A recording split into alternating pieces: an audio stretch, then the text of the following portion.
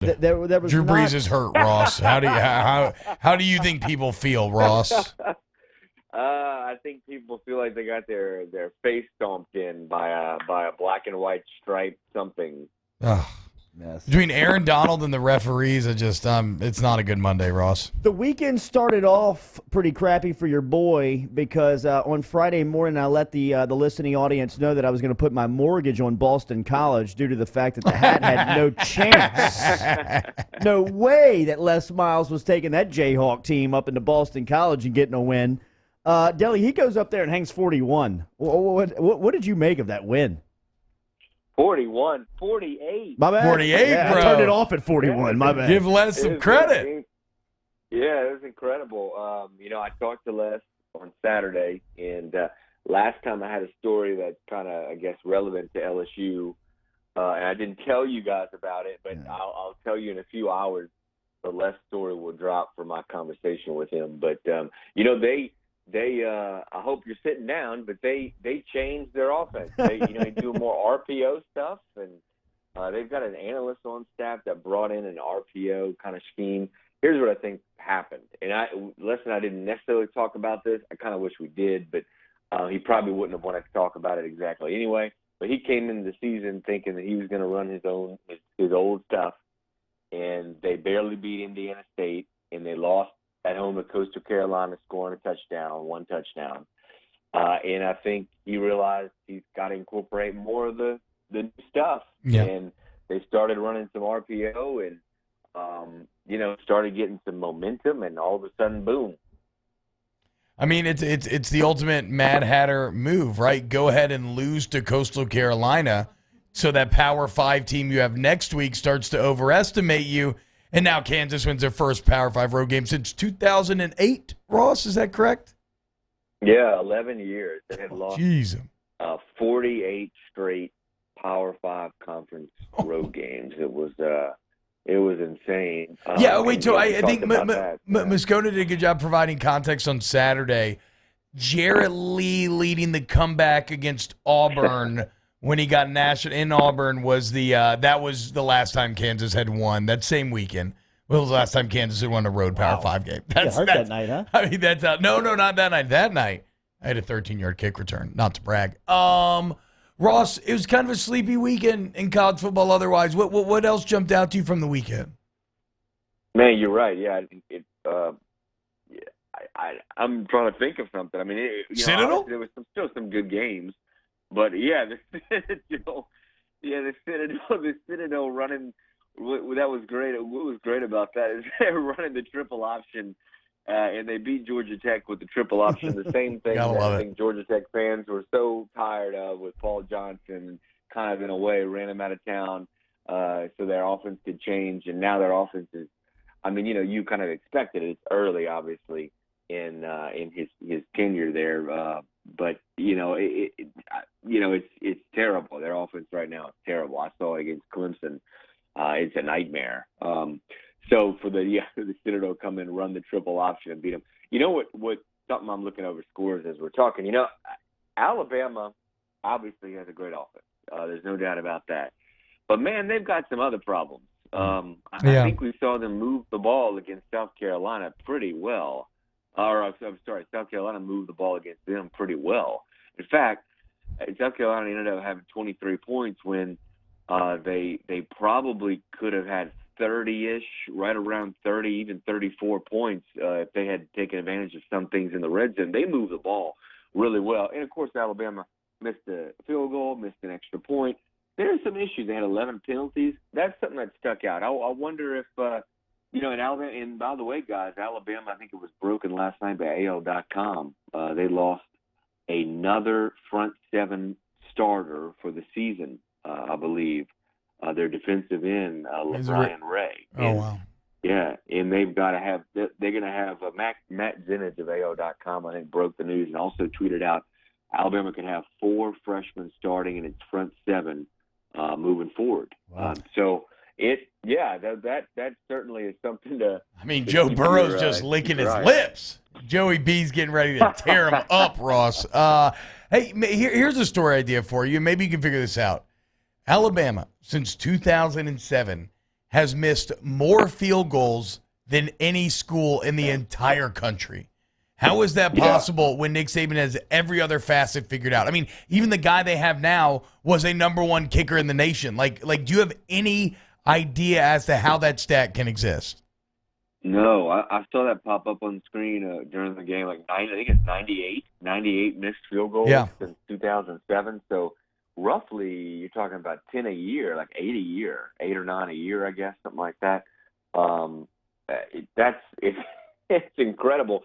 And it is inexplicable. Like, how do you explain that? Because they get good kickers. And I remember maybe a couple years ago, they had brought in an analyst. I'm sure they still have this, where to work directly with the kickers and stuff, or to kind of scheme directly with the kicker. I don't know what's going on, but man, it is bizarre. And in big games, obviously close games, it's come back to haunt them. The field goals they've missed. So.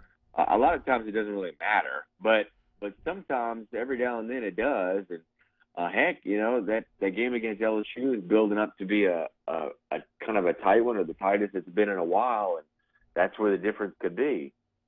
What do you know about Kyle Trask, backup quarterback who stepped in at Florida after Felipe Franks went down with a devastating ankle injury to lead Florida back to a comeback win over Kentucky? I don't know much. He looked good. They completed, I think, his first 5 or 6 passes. I think he finished like 9 of 13. Really, really impressive. You remember last year, you guys remember when Felipe had that rough patch in Dan Mullen basically benched him, and they brought in Trask against Missouri in a home loss.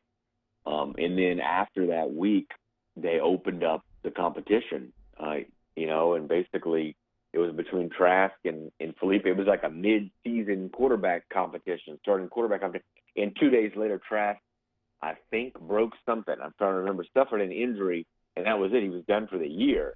It was bizarre timing, and Felipe took back over and then ran it off. So you kind of realize why Dan opened that competition. Maybe Kyle Trask is pretty good. Looks like it. Another game I want to ask you about from the SEC, Kansas State beating Mississippi State on a strong fourth quarter. What's the big takeaway there? Have you asked Rivers about it yet? She's not in a good place. She's very happy that guy flew through the air and thought it looked cool, but she's not in a good place otherwise. Estelle's first game over the weekend. I mean, the Joe Moorhead era is just off to a horrendous start. It's not great, and very, very disappointing. I obviously have a lot of Mississippi State friends and fellow graduates, and they are not in a good place. They aren't, and I can't say that after watching last year, I can't sit here and say I'm shocked. The coach on the other sideline has won, I believe it's 25 straight games. 25 straight games. He hasn't lost a game since, I think, October or November of 2017. Yeah, Ross, explain who Chris Kleeman is for those who may not know. He was the North Dakota State head coach, in the Carson Wentz. there in FCS, right? Yeah, Carson Wentz, and he had won. I think back-to-back FCS national championships before Mississippi State hired him, and I believe he had won like 4 out of 5.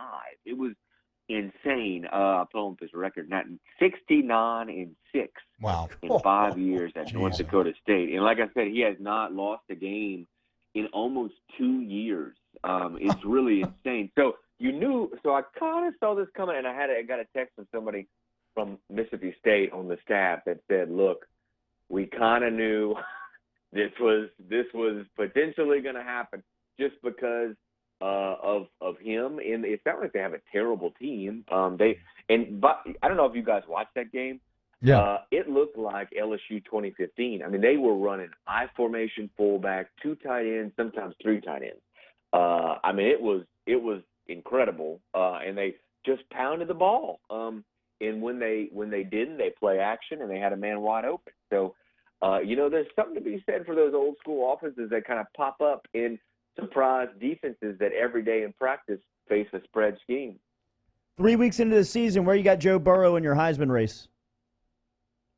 Well, he's got to be up there real high. Man, I was compiling some numbers for the little rundown I do every Saturday night for each week of college football, and holy cow! I mean, his incompletions are at 15. His touchdowns are at 11. 83% completion percentage.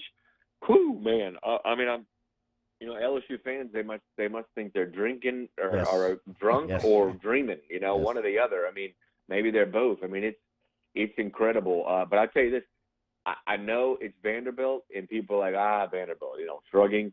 It's at Vanderbilt, number one. It's at noon, number two.